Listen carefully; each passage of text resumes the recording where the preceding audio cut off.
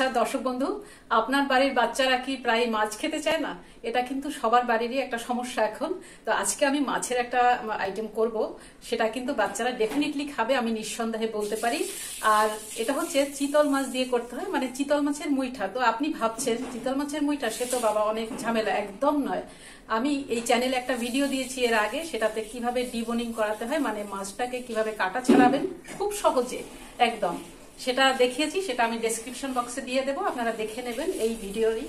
আর তারপরে কিভাবে প্রসেসিং করে মাছটা তাড়াতাড়ি খুব রান্না করবেন, এবং এটা অত্যন্ত সুস্বাদু হয়। বাড়িতে যদি আপনার অতিথি আসে, তারাও খেয়ে দেখবেন খুবই প্রশংসা করবে। তাহলে চলুন আমরা রান্নাটা শুরু করি, আসুন। এই যে এইগুলো হচ্ছে সেই চিতল মাছের পিঠের অংশটার থেকে কাটা ছাড়িয়ে মাছগুলোকে শুধু নেওয়া। একদম আগেই ধুয়ে নিয়েছিলাম কাটা ছাড়ানোর আগে, পরে যেহেতু আর ধোবো না, আর এইগুলো ধোয়া সম্ভব নয়, সেজন্য আগে ভালো করে ধুয়ে নিতে হয়। আর অনেকে বাজার থেকে করিয়ে আনে, তো আমার ঠিক ভক্তি হয় না ওইগুলো খেতে, তাই আমি নিজেই বাড়িতে কাটা ছাড়াই। তো এখন হচ্ছে সেই মেইন কাজটা, মানে এই কাটা ছাড়ানো মাছগুলোর সাথে আমি আর কি কি উপকরণ মেশাবো সেটা ভালো করে লক্ষ্য করবেন। দিয়ে দিলাম পেঁয়াজ কুচি, খুব ছোট্ট ছোট্ট করে কাটতে হবে পেঁয়াজগুলো, কিন্তু গ্রেট করে নয়, তাহলে জল ছাড়বে, সেই জন্য খুব ছোট ছোট টুকরো করতে হবে ধৈর্য ধরে। এখানে খুব বড় সাইজের একটা পেঁয়াজের টুকরো নিয়েছি। এবারে দিয়ে দিচ্ছি আদা বাটা, আর একটু লাগবে। দিয়ে দিচ্ছি 10-12 কোয়া রসুন বাটা। আর বলে রাখছি, এই সকল মশলাগুলো কিন্তু একটু বেশি করে কেটে রাখবেন বা বেটে রাখবেন, কারণ ঝোলটা রান্না করতেও লাগবে। এইবার দিলাম ধনে গুঁড়ো, দিচ্ছি শুকনো লঙ্কার গুঁড়ো, যে যেরকম ঝাল খেতে পছন্দ করেন, তবে এই মাছে কিন্তু ঝালটা একটু বেশি ব্যবহার করবেন। তবে উদ্দেশ্য যদি হয় বাচ্চাদের খাওয়ানো, তাহলে ঝালটা কমই দিতে পারেন। পড়লো জিরে গুঁড়ো, মানে সাদা জিরে। দিচ্ছি গরম মশলার গুঁড়ো, এতে রয়েছে তেজপাতা, মানে ভাজা তেজপাতা, এলাচ, লবঙ্গ আর দারচিনি গুঁড়ো করা বাড়িতেই। আর একটা আলু সেদ্ধ করে নিয়েছিলাম, এর সাথে নিয়ে নিচ্ছি। আর নুন সেটা তো দিতেই হবে আন্দাজ করে। এখন আমি হাতে সর্ষের তেল বা ঘি মেখে নিচ্ছি, আমি নিচ্ছি সর্ষের তেল। এবার ভালো করে এইগুলোকে মিশিয়ে একদম মাখতে হবে, পুরো ডো তৈরি করতে হবে, যেরকম আমরা রুটি, মানে রুটি বানানোর জন্য আটা দিয়ে ডো করি, একদম সেরকম করতে হবে। কিছুক্ষণ আমি মাখবো। এই যে আমার মাখা হয়ে গেছে এরকম।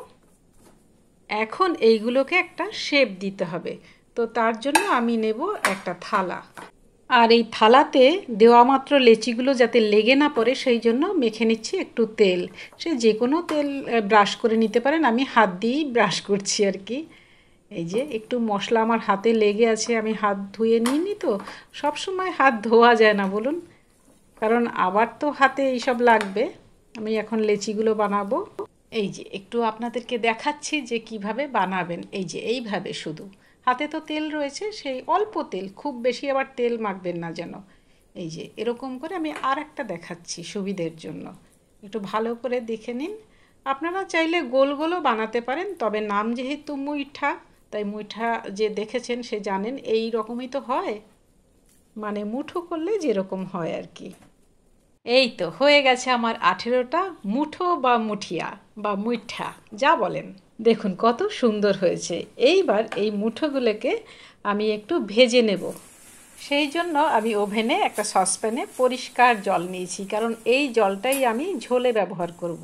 জলটা বেশ টকবক করে ফুটছে, এখন আমি আস্তে আস্তে মুইঠাগুলো দেব। এই কাজটা কিন্তু সত্যি খুব আস্তে সুস্তে করতে হবে, নইলে ফেটে যেতে পারে। এক এক করে সব মুইঠাগুলোকে জলে চোবানো হলো। জানেন তো এইটা কিন্তু খুব তাড়াতাড়ি হয়, মানে মাত্র 2 মিনিট, 2 মিনিটও বোধহয় লাগে না, খুব তাড়াতাড়ি হয়ে যায়। আর বেশিক্ষণ রাখলে কিন্তু খুব শক্ত হয়ে যাবে। এই দেখুন, কালারটা দেখেই কিন্তু বোঝা যাচ্ছে, মানে রঙটা কেমন সাদাটে হয়ে গেছে না, চিকেনের মতো, চিকেন সেদ্ধ হলে যেরকম হয়। তো আমি এবারে তুলে নেব। খেয়াল করবেন জলটা একটু ঝরিয়ে ঝরিয়ে তুলবেন। এই যে আমার তোলা হয়ে গেছে সবগুলো। এই তো কি সুন্দর হয়েছে দেখুন, একেবারে নরম। মুইঠাগুলোকে আমি একটা সাইডে রেখে দিই, আর এই জলটাকে আমি ঝোলের জন্য ব্যবহার করব, ফেলবো না। প্যানটা বেশ গরম হয়ে গেছে, আমি সর্ষের তেল দিয়ে এটা রান্না করব। আপনি চাইলে সাদা তেল দিয়েও রান্না করতে পারেন। তেলটা একটু বেশি দিলাম, কারণ এইসব খাবার তো আমরা রোজ খাই না, তাই না? তেলটা কিন্তু গরম হয়েছে, এই যে ধোঁয়া বের হচ্ছে। আমি এখন মুইঠাগুলোকে দিয়ে দিচ্ছি। একটু দূরে দাঁড়িয়ে দেবেন কিন্তু, কারণ ভেতরে একটু জল জল থেকেই যায়, তাই এই যে তেল ছিট করছে। সবগুলো মুইঠা আমি একবারে দিয়ে দিলাম।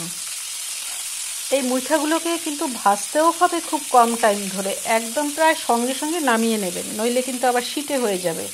এই যে আমি একটু উল্টে দিচ্ছি হালকা করে, আমার সাথে সাথেই করছি এটা।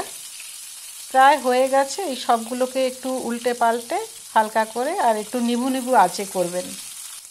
হয়ে গেছে মোটামুটি, দেখে যা বোঝা যাচ্ছে। আমি এখন এইগুলোকে খুব তাড়াতাড়ি তুলে নিচ্ছি।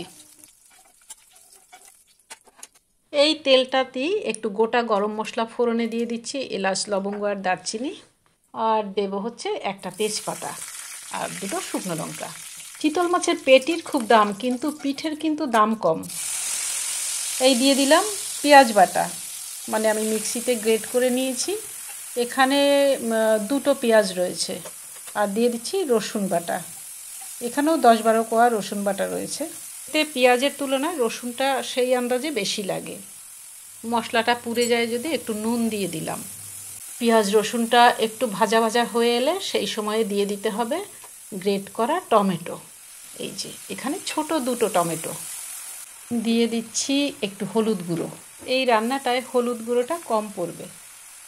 দিচ্ছি শুকনো লঙ্কার গুঁড়ো অল্প করে। এবারে পড়লো ধনে গুঁড়ো, পড়লো জিরে গুঁড়ো। ব্যাপারটাকে একটু নাড়াচাড়া করি, তাই না? শুধু দিয়ে গেলেই তো হবে না। মিক্সির বাটিটা ধোয়া জলটা দিয়ে দিলাম মশলা কষানোর মধ্যে। এই যে এইবারে দিলাম একটু গোলমরিচের গুঁড়ো। আর বাচ্চারা খেলে কিন্তু ঝালটা অবশ্যই বুঝে দেবেন। এবারে দিচ্ছি দুটো কুচনো কাঁচা লঙ্কা। অনবরত কিন্তু মশলাটা নেড়ে যেতে হবে। আমি আরেকটু জল অ্যাড করলাম। আমি কিন্তু মশলার মধ্যে ঝোলটা ঢেলেই দিয়েছি। সরি দর্শক বন্ধু, আমি ঝোল ঢালাটা দেখাতে পারলাম না, সেই জলটা দিয়েছি আর কি, আরেকটু অ্যাড করলাম।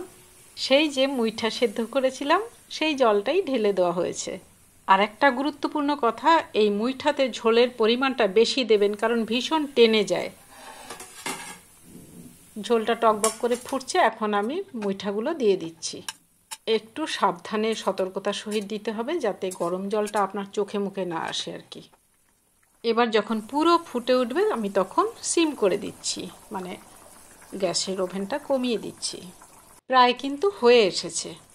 দিয়ে দিচ্ছি গরম মশলার পাউডার, সেই যে বানিয়ে রাখা, যেটা মাখার সময় দিয়েছিলাম ওই একই। কি সুন্দর যে একটা গন্ধ আসছে না। অনেকে এতে হিং ফোড়ন দেয়, তবে আমার ওটা দিলে শরীর খারাপ হয়, সেই জন্য আমি হিঙের গন্ধটা পছন্দ করি না। নামানোর আগে আগে একদম অল্প পরিমাণ একটু ঘি দিয়ে দিচ্ছি, যাতে গন্ধটা আরও বেশি ভালো হয়। এই আইটেমটা ভাত বা পোলাওয়ের সাথে খাওয়া যেতে পারে, আর ফ্রাইড রাইসের সাথেও। দর্শক বন্ধু, ভিডিওটি যদি ভালো লাগে লাইক করবেন, কমেন্ট করে জানাবেন কেমন খেলেন, আর কোন রেসিপি জানতে চান সেটাও জানাবেন। আজ এই পর্যন্তই। আপনারা সবাই খুব ভালো থাকুন।